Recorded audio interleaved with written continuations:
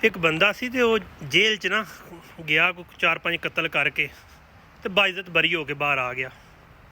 आ के ना ते ओहदा वाहवा सारा बंदूकां शूकां ना रखियां ते वाहवा टैका शैका उन्हें बनाए आ। ते उस टैके दे विच ही जनाब ओहदे नाल ना कोई 4 कोई ओहदे यार बन गए। यार की बन गए कि उन्हें जी बड़ा इहदा टैका है, बड़ा जनाब जी बदमाश है, जनाब साड़ी भी बल्ले बल्ले हो जाएगी।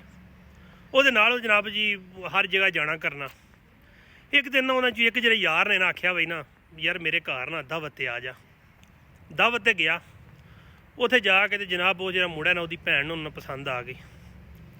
उन्हें आख्या जी मेरी तो मैं यानी कि पसंद आ गई, ये शादी करनी है जो भी। उन्हें आख्या यार तू बदमाश जहा बंदा में तो तेरे नाल नहीं मुमकिन। वो इस चीज़ के जनाब उन्हें की किया कि उन्होंने ना वो अपने यार नूं मार के ना तो ब्याह कर लिया। उदों बाद ना जनाब गलत कोई टाइम लंघिया। एक दिन वो दूजा यार है तो उस यार ने की किया, उन्हें आख्या यार मैं ना तुहानूं ना अपना घर वहाया तो घर जो ना मेरा दिल इफ्तिताह तू कर। वो घर जाके वेख्या तो उन्हें आख्या यार तो मेरे तो वधिया इन्हें घर बना लिया तो मैं भैड़े घर च रवां चंगे घर च रवे। उन्हें की किया जनाब अपने यार नूं आख्या भई घर मैनूं दे छड़ो। उन्हें है भी दे छड़ा, मैं इन्हां नाल बनाया। उन्हें है तो इंज सही उन्हें यार नूं मार के जनाब उत्थे अंगूठे छुट्टे ला के अपने नां कर लिया। वो जो त्रीजा यार सी ना उहदा, वो त्रीजा यार जनाब होया कि वो थोड़ा जिहा पढ़िया लिखिया सी। एक दिन ना जनाब उन्होंने होया कि कहता कोई मामला होया उहदे विच ना उन्होंने कोई ऑफर आई चंगी कोई वजारत दी। तो उन्हें आख्या बई गल है कि मेरा थला तलक शलक है तो मैनू यह चीज़ की जानी कि ना ऑफर होई है, बड़े उहदा जहा लभन लगा सी जिस तरह आम उहदे होंदे ने चेयरमैन ज़कात कमेटी हो गए या इस तरह करके मेयर दा लैवल दी। हूँ उन्हें आख्या बई यार उहदा मैनू दे छड़। हाँ उन्हें उहदा दे छड़ा, मेरी मेहनत है सारा कुछ है। तो होया कि जेह्ड़े बंदे ने उन्होंने उहदा दिता ना उहदे नाल तारफ कराए आ तो उहदे कोल टुर गए। उहदे जाके आंदा यार गल है कि उहदा मैनू दे छड़ो। हाँ उन्हें आख्या कि तुसीं नहीं लै तो वो लो। उहदे यार ने आख्या मैं तो उहदा नहीं छड़ना। उन्हें है तो उन्हें भी यार नूं मार के तो यह जी है तो गया तो मैनू उहदा दे छड़ो। कोई वक्त गुजरिया तो जरा चौथा यार उहदा रह गया सी नाल उहदे। उन्हें अपने चौथे यार नूं ना एक दिन उन्हें पुछया यार गल तो दस की। उन्हें यार तू विआह भी मर्जी का कर लिया, ठीक है अपना यार मार लिया। दूजा अपना यानी कि घर सी दोस्त का उन्हें भी यानी कि ना दोस्त का घर भी तू खो लिया। तेन दस मज़ा कि चिकम च आया वे बई तू शादी भी कर ली है मर्जी की, घर भी लिया, तेन मज़ा उन्हें जो उहदा लब्भा ना स्वाद उदा ही आया।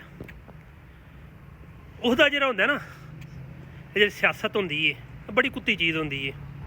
ये रिश्तेदारियां भी खत्म हो जांदियां ने, सारा कुछ खत्म हो जाता है।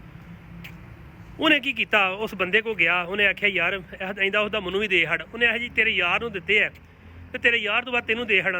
उन्हें जाके वो जरा यार बाहरों अंदरों आए सी ना उन्होंने मार के आपी उहदे बह गया।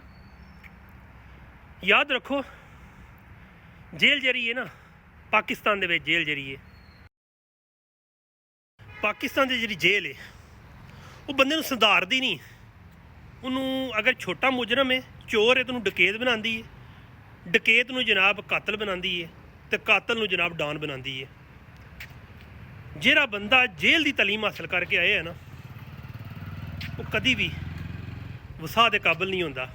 हाँ चंद खानदानी लोग होंदे ने, लेकिन अगर तुसी उहदे विच तबदल वेंदे हो ना, थोड़ी चेंजिंग वेंदे हो कि एक आम जिहा बंदा हो के बड़ा उठ के खलो जाता वे, बड़े वड्डे लैवल पर टुर जाता है, तो समझो उन्हें किसी के हक मारे ने तो या फिर उन्हें किसी ने ज्यादती की है जिसलिए एक आम निचले लैवल तो उतले लैवल पर टुर जाता है।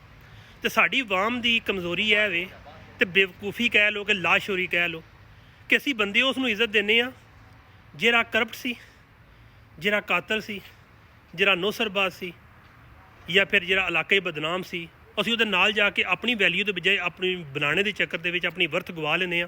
हकीकतन लोग तुहानूं सलाम नहीं करते बल्कि लोग तुहाडा नफरत करते होंदे ने, तुहाडे डर तो तुहाडे नाल खलोते होंदे ने। इसलिए आवाम नूं यही कहां इंतखाबात आ रहे हैं, ये बाकरदार बाहलाक और अच्छी जी कि महफल के चुनाव होंदा है ना वो बंदे का इंतखाब करियो। फीमा